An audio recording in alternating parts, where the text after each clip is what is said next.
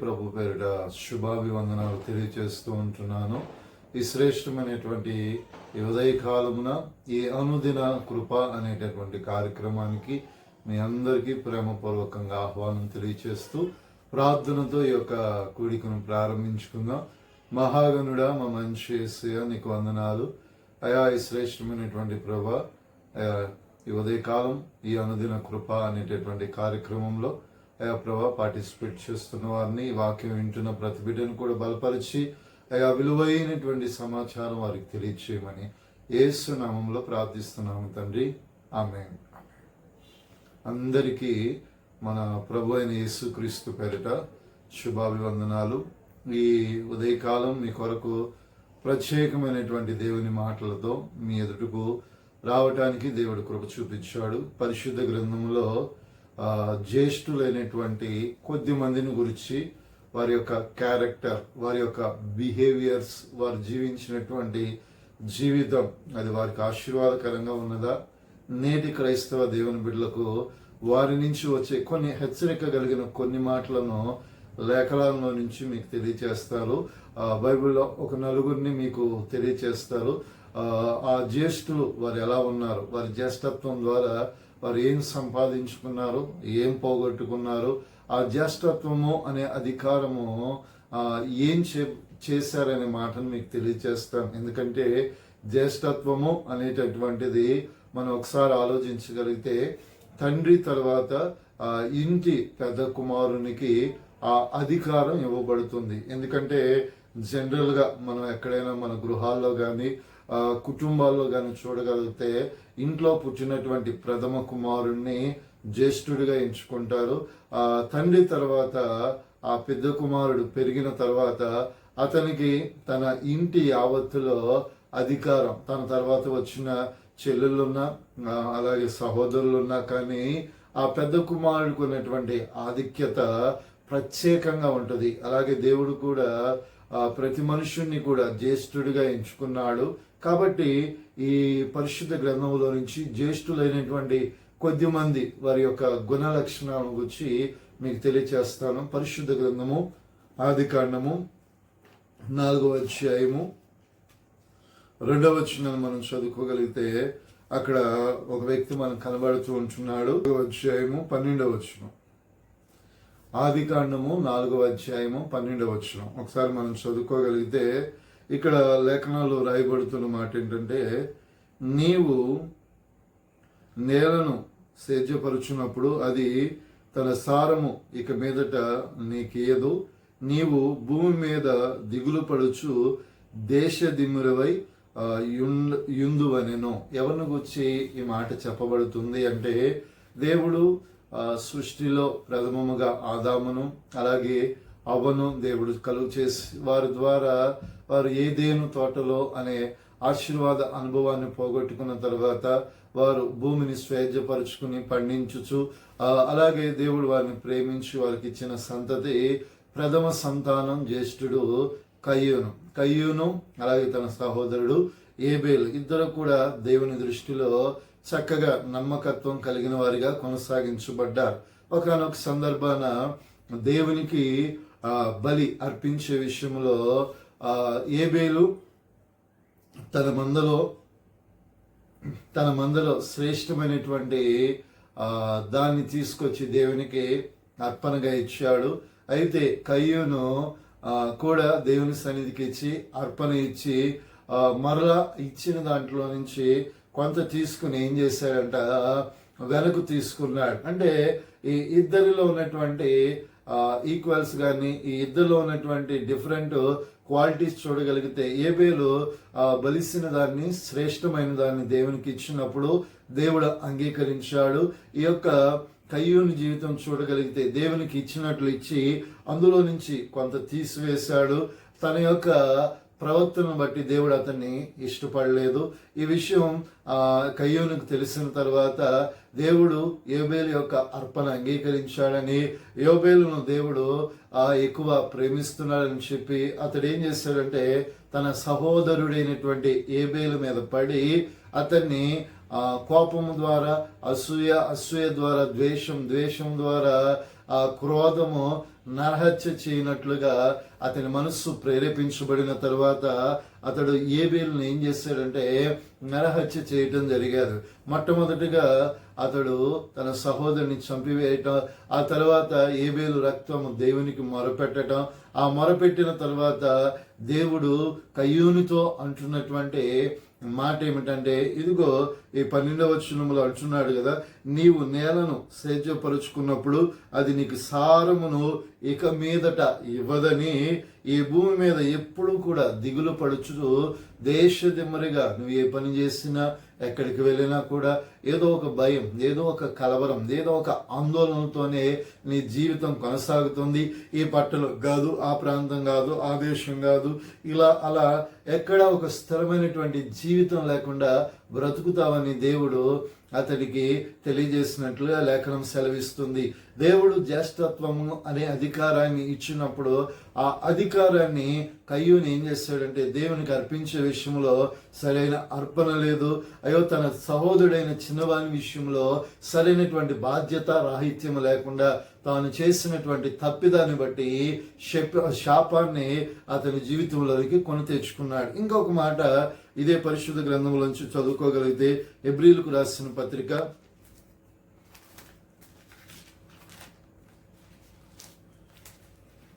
12వ అధ్యాయము.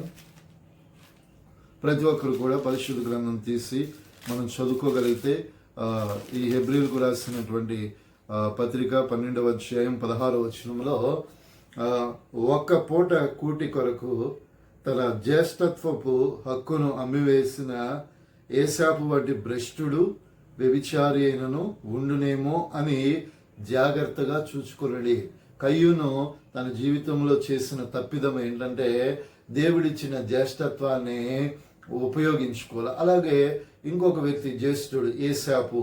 దేవుడు ఇస్సాకుకి ఇచ్చినటువంటి సంతానంలో ఏసాపు, యాకోబు. ఇందులో ఏసాపు కలిగి ఉన్నటువంటి ఉద్దేశం ఏంటంటే ఒకానొక సందర్భమున ఏసాపు చక్కగా తన మందను ఎండవేళ వాటిని మేపుకొని ఎండవేళ ఆ సమయంలో తన ఇంటికి వచ్చినప్పుడు ఆ ఇంటిలో యాకోబు మంచి మాటకారి, ఇంకా చెప్పాలంటే తన చేతి యొక్క నిపుణత కలిగిన పని చేత మంచి వంట చేస్తూ ఉన్నాడు.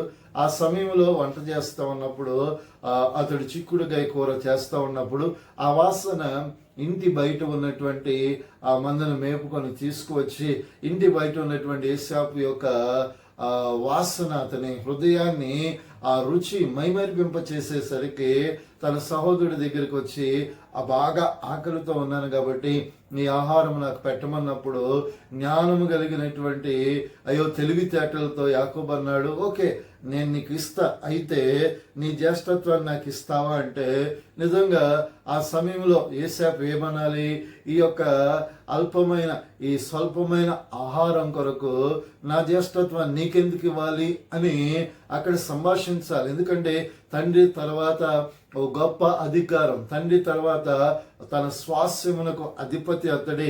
ఇంకా చెప్పాలంటే విలువైనటువంటి అధికారాన్ని, విలువైనటువంటి గౌరవాన్ని, ప్రభావముతో కూడిన ఆ జ్యేష్ఠత్వాన్ని ఆ చిక్కుడుగాయ కూర కొరకు అమ్ముకున్నటువంటి భ్రష్టుడు ఎవరంటే ఏసావు. ఏసావు ఎందుకు అమ్ముకున్నాడు? ఆ ఆకలికి, ఆ వాసనకు, ఆ కూరకు, ఆహారం కొరకు, ఒక్క పూట కూటి కొరకు ఏం చేసుకున్నాడంటే తన జ్యేష్ఠత్వాన్ని అమ్ముకున్నాడు. ఒకానొక దినమున ఆ జ్యేష్ఠత్వం కొరకు ఎంత వెతికినా కూడా అతనికి దొరకలేదు. ఎంతో ఏడ్చాడు, ఎంతో ప్రాయశ్చిత్త పడ్డాడు, ఎంతో కన్నీరు కార్చాడు. కానీ తాను చేసినటువంటి పొరపాటు వలన తాను కోల్పోయిన అధికారం అనేది తర్వాత తన జీవితంలో ఏమైందంట అర్థమయ్యాది. దేవుడు ఒక వ్యక్తికి సామాన్యంగా అధికారం ఇవ్వడు, సామాన్యంగా ఆశీర్వాదం ఇవ్వడు, సామాన్యంగా దీవెన ఇవ్వడు. ఒకసారి దేవుడు నీకు దీవెన ఆశీర్వాదం ఇచ్చినప్పుడు దాన్ని నీ యొక్క పొరపాటు ద్వారా, నీ అతిక్రమముల ద్వారా దాన్ని నీవు కోల్పోతే నువ్వు ఎంత వెతికినో అది నీకు దొరకకపోతుంది. ఏసాపును బెస్ట్ ఎగ్జాంపుల్గా మీరు తీసుకోగలిగితే మీ జీవితంలో పొరపాటుకు అవకాశం లేకుండా చూసుకోండి. ఇంకొక మాట లేఖనాల నుంచి మనం చదువుకుందాం.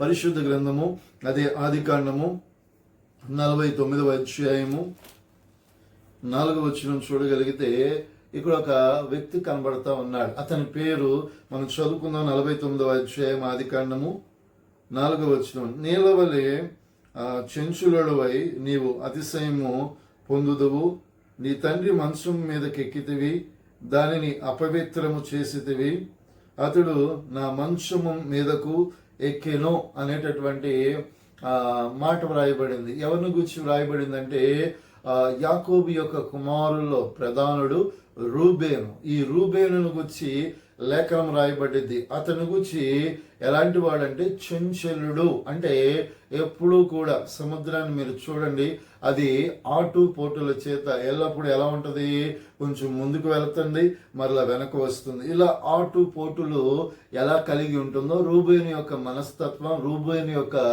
జీవితం, రూబేను యొక్క బ్రతుకు ఎలాంటిదంటే చంచలమైనది. ఒక సరైనటువంటి డిపెండెంట్ మైండ్తో ఉన్నవాడు కాదు. చివరికి యాకోబు యొక్క ఉపపత్ని అయినటువంటి బిల్హాతో అతడు పాపము చేశాడని ఆయన లేఖన భాగంలో తెలియచేయబడుతుంది. అంటే అంత అపవిత్రతను అతడు ఏం చేసుకున్నాడు, అయ్యో మూటగట్టుకున్నాడు. నిజంగా చూడండి, దేవుడు అతని జీవితంలో తండ్రి తర్వాత అయ్యో మరొక మంచి స్థానాన్ని ఇచ్చాడు. 12 గోత్రాలలో రూబేనును దేవుడు ప్రత్యేకపరచాలనుకున్నాడు, దీవించాలనుకున్నాడు, ఆశీర్వదించాలనుకున్నాడు. కానీ తన క్యారెక్టర్ని ఏం చేసుకున్నాడంట, తాను చేసినటువంటి పాపము ద్వారా తన క్యారెక్టర్ని ఏం చేసుకున్నాడు, లూజ్ చేసుకున్నాడు. ఒక రకంగా చెప్పాలంటే పోగొట్టుకున్నాడు, సాక్ష్యాన్ని కోల్పోయాడు. ఒక రకంగా చెప్పాలంటే అందరికంటే హీనాతిహీనమైనటువంటి ఒక భ్రష్టత్వపు జీవితానికి కారణమయ్యాది. కారణము తాను చేసినటువంటి తప్పిదం. అందుకే వాక్యం అంటుంది రూబేను చంచల మనస్తత్వము కలిగిన వాడు. అందుకే తన తండ్రి మంచమునకి అపవిత్రపరిచాడు. కాబట్టి అతని విషయంలో తండ్రి బాధపడ్డాడు, రోధించాడు, తన జ్యేష్ఠత్వపు అధికారాన్ని దుర్వినియోగం చేసుకున్నాడు. ఆశీర్వాదమును కోల్పోయినటువంటి అస్థిరమైనటువంటి మైండ్ సెట్ కలిగిన వాడు ఈ రూబేను. అందుకే జ్యేష్ఠత్వాన్ని కోల్పోయాడు. ఏసావు కావచ్చు, అలాగే కయ్యూను కావచ్చు. అదే కాకుండా ఈ రూబేను జీవితాలు చూడగలిగితే డిఫరెంటెడ్ వాక్యంలో వ్రాయబడిన వ్యక్తుల జీవితాలు, వారి క్యారెక్టర్లు, బిహేవియర్స్ డిఫరెంటెడే. అయ్యో కయ్యూని జీవితం, అయ్యో దేవుడు సృష్టిలో ప్రారంభపు జ్యేష్ఠ సంతానముగా ఇచ్చినప్పుడు యోగ్యతను కాపాడుకోలేకపోయాడు. అలాగే ఏసాపు కూడా అయ్యో ఆఖరికి ఒక పూట కూటి కొరకు అధికారాన్ని పోగొట్టుకున్నాడు. ఈ రూబేను కూడా తాను చేసినటువంటి పాపము, చంచలత్వమైన మనస్తత్వము ద్వారా ఇజ్రాయేలు 12 గోత్రాలలో అయ్యో ప్రధానుడైన తన అధికారాన్ని కూడా పోగొట్టుకునే దుస్థితిలో అతని జీవితం ఉన్నది. అంటే కారణం ఏంటంటే జ్యేష్ఠత్వాన్ని సరిగా ఉపయోగించుకోకపోవటం. చివరిగా ఇంకొక వ్యక్తిని గురించి లేఖనాల నుంచి మీకు తెలియజేస్తాను. పరిశుద్ధ గ్రంథము నిర్గమాకాండము 28వ అధ్యాయము 1వ వచనాన్ని మనం చదువుకోగలిగితే ఒక వ్యక్తిని గురించి ఇక్కడ వ్రాయబడుతుంది. మరియు నాకు యాజకత్వము చేయుటకే నీ సహోదరుడైన అహరోనును అతని కుమారులు, అనగా అహరోను కుమారులైన నాదాబును, అబీహాను, ఎలియాజరు, ఇతారును ఇజ్రాయేలులో నుండి నీ యొద్దకు పిలిపింపుము. చూడండి, ఇక్కడ దేవుడు ఇజ్రాయేల్ ప్రజలను 430 సంవత్సరాల బానిసత్వపు సంఖ్యలో విడగొట్టడానికి నాయకుడిగా ఎంచుకున్నాడు. అయితే ఇజ్రాయేలు ప్రజల ఆరాధ్య దైవమైనటువంటి తండ్రి అయిన దేవుడు యెహోవాను ఆరాధించడానికి ఆ మందిరములో ఒక ప్రధాన యాజకుని యొక్క పని. నేటి కాలము దేవుని మందిరములో ఒక సేవకుని యొక్క ప్రధానమైనటువంటి పనిని ఎవరికి అప్పగించాడంట, తన యొక్క మోషే యొక్క సహోదరుడు జ్యేష్ఠుడైనటువంటి అహరోనుని దేవుడు ఏం చేసుకున్నాడంట, ఎంచుకున్నాడు. మెల్కీసెదెకు క్రమములోనికి తాను తన గోత్రపు వారందరినీ కూడా దేవుడు ఏం చేసుకున్నాడంట, ప్రత్యేకించుకున్నాడు. కారణం ఏంటంటే ఇక్కడ ఈ ముగ్గురు జ్యేష్ఠత్వాన్ని దుర్వినియోగం చేసుకుంటే ఈ అహరోను మాత్రం తన జ్యేష్ఠత్వాన్ని కాపాడుకున్నటకు లేవీల గోత్రమును దేవుడు ఏం చేసుకున్నాడంట, ప్రత్యేకించుకోగలిగాడు. కారణం ఏంటంటే అహరోను దేవుని ఎదుట కట్టుకున్నటువంటి విధానం. అలానే అహరోను జీవితంలో లోపం లేనివాడా అంటే ఒకానొక సందర్భంలో మనం చెప్పగలిగితే మోషే దేవుని యొక్క పిలుపు మేరకు సినాయి కొండ మీదకు 40 దినములు వెళితే ఆ కాలంలో ప్రజలు మమ్మల్ని నడిపించిన దేవుడేమాయను, అయ్యో మమ్మల్ని పిలిచి ఈ ప్రాంతానికి నడిపిస్తున్న దేవుడు, అయ్యో మమ్మల్ని వెంబడింపజేసి నడిపిస్తున్న మోషే కనబడట్లేదు కాబట్టి మేము ఎవరిని ఆరాధించాలి, ఏం చేయాలి అంటే ప్రజలందరూ కూడా అహరోను మీద ప్రెజర్ చేసినప్పుడు అహరోను అయ్యో వారందరి దగ్గర ఉన్న బంగారమును తీసుకుని ఒక దూడ ప్రతిమను తయారు చేస్తే ప్రజలు దాని ఎదుట అయ్యో ఏం చేశారంటే సాగిలపడి నమస్కరించి అయ్యో త్రాగుతూ త్రూలుతూ వారు ఏం చేశారు, పాపం చేశారు. ఒకనొక సందర్భంలో అవిధేయత కలిగిన వాడే ఎప్పుడైతే మోషే ఆ ఘోషను దేవునికి వినబడినప్పుడు ఈ యొక్క మోషే సినాయి పర్వతం మీద దిగులు వచ్చి దేవుడిచ్చిన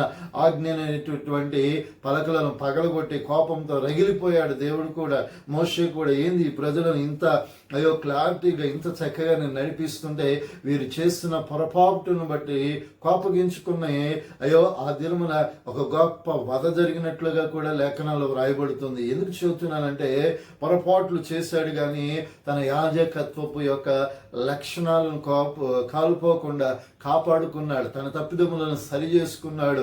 జ్యేష్ఠత్వంలో ఒక మంచి అధికారాన్ని ఆధిత్యాన్ని సంపాదించుకున్నాడు. ఎవరంటే అహరోను. ఈరోజు దేవుడు ఇంటిలో నీకు ఒక సహోదరుడిగా ఒక సహోదరిగా ఒక రకంగా చెప్పాలంటే దేవుడు ఒక అధికారాన్ని, ఒక మంచి అధికారాన్ని, జ్యేష్ఠత్వాన్ని ఇస్తే నీవు నీ యొక్క లూజ్ క్యారెక్టర్ చేత, నీ యొక్క వ్యర్థమైన ఆలోచన చేత దయచేసి కోల్పోవద్దని ప్రియ సహోదరి సహోదరుడా తెలియచేస్తున్నాను. ఎందుకంటే అయ్యో సృష్టిలో దేవుడు జ్యేష్ఠుని ఎంచుకున్నాడు.